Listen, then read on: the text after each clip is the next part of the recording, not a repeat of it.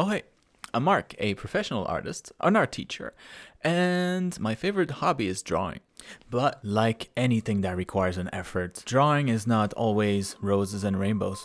In fact, sometimes I don't even feel like drawing. In the past, I've gone through long stretches of time where I just couldn't get myself to be productive. So, in today's weekly Friday video, by popular demand, I'll let you know how I normally get my art mojo back and what I do to stay motivated and avoid art blocks altogether. It's gonna be a life-changing YouTube video, maybe. So let's get started.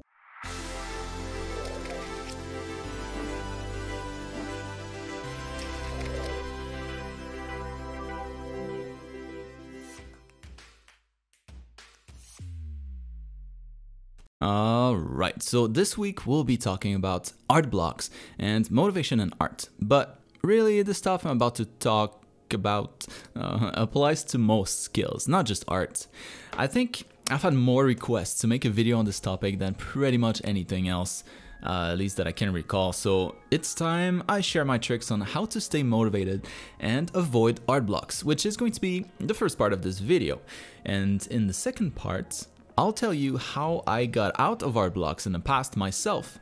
Basically, a simple recipe that you can follow to quickly get out of one too and get back to being motivated and productive. Hell yeah. So, like I said, let's start with 3 tips on how to nurture your motivation / inspiration and basically what you should definitely be doing or thinking about to avoid art blocks. It's all connected, so don't skip or it won't make any sense. And by the way, you know, these videos take a lot of time and effort to put together, so let me know if they're valuable at all. I'm dedicated to pumping these out every single week for you guys and growing the channel. So if you like the idea, help YouTube's algorithm know that it should recommend my videos to more people.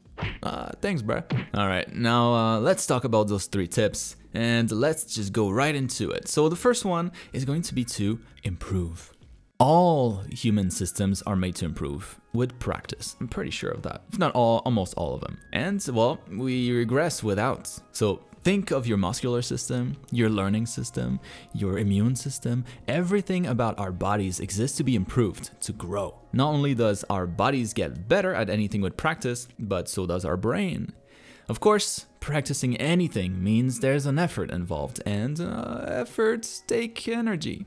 Our bodies would rather regress. We're lazy. You know, just take the easy way out and conserve energy. And that also applies to our brain. You'll produce less happy hormones, like, your dopamine, oxytocin, serotonin, and endorphins.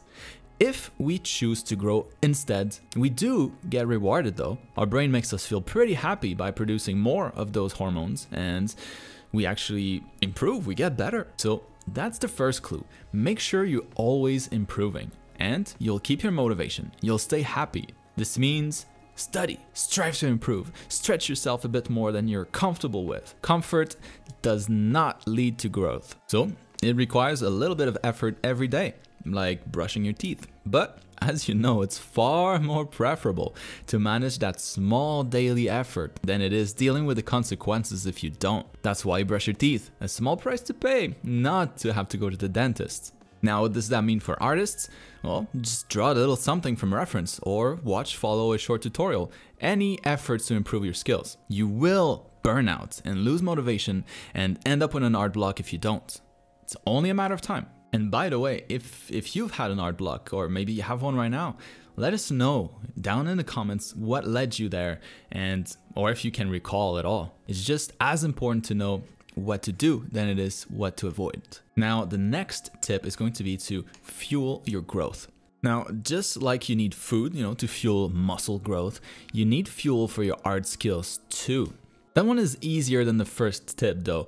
You just really need to always be consuming art. What? Eat art? No. Consume as in search for art. Look at art websites for cool images. Watch creative TV shows, animes, movies, whatever. Watch my YouTube videos. Anything that gets you fired up to do art. If you can 100%, motivate yourself with just, I don't know, like sheer willpower, good for you. If not, if you're like me, you gotta supplement and look for external stimulations to really get motivated. This is kind of like another of those things where the absence of it really drives down its importance. Imagine, never looking at anything but nature, what you see immediately around you. That's it. No internet, no Instagram, just you and nature. For some people, that might be enough, like I said, but probably for the majority of us, it's much easier to seek what others have done and you kind of just get inspired by their creations, right? It's inspiring to watch good art. If anything, it's probably what got you drawing the first time you tried it. So yeah, consume art, seek for it. You probably already do, but make it a conscious thing as part of your art schedule. Just to, spend a couple minutes every day. Don't need to be going crazy with this. Just a couple minutes to search for inspiration. All right, and then moving on to the third tip, which is whatever you do, first or second points, always pace yourself. That's the third tip. Now, do you remember the last time you went to the gym and, well, the next day you were like jacked with an extra 20 pounds of muscle? Yeah, me neither. Just like your muscular system and all other systems in your body, it's the small efforts that you put in every single day consistently that will show the results. Overdoing it never ends well. Don't overdo it with your studies to the point it becomes a chore. Don't consume too much art to the point you neglect your own. That's not pacing yourself, and I'm pretty sure it's illegal. Almost all, if not all, skills are like marathons. You don't win marathons by sprinting in short bursts and resting in between. I'm pretty sure that's never worked. Instead, well, you find a good pace that allows you to keep going without ever stopping. Do that. People often end up with art blocks when, they get like anxious about their skills maybe not improving fast enough and they decide to go all in on studies for hours every day.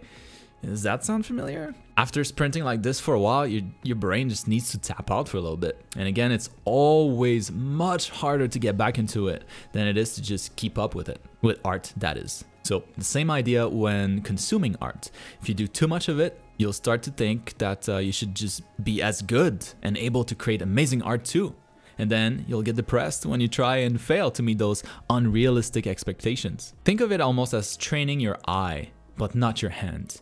When you practice too much, you practice your hand, but not your eye. When you practice your hand too much, your eyes won't be able to catch your own mistakes. And when you practice your eye too much, your hands won't be able to keep up. Does that make sense? When everything is balanced though, art blocks are just not a thing. If you train your hand too much for a while or train your eye too much for a while, that's how you can find yourself getting stuck in an art block. And the longer you stop, the longer you stay blocked, the more tempting and the louder that little voice in your head will get, feeding you excuses as to why you should, not practice today, that you can always do it tomorrow instead. But of course, tomorrow never comes. Wow, that's depressing. So now, let's imagine that's you. It might actually be, who knows? Just like nearly every single artist out there at some point, you'll find yourself in an art block.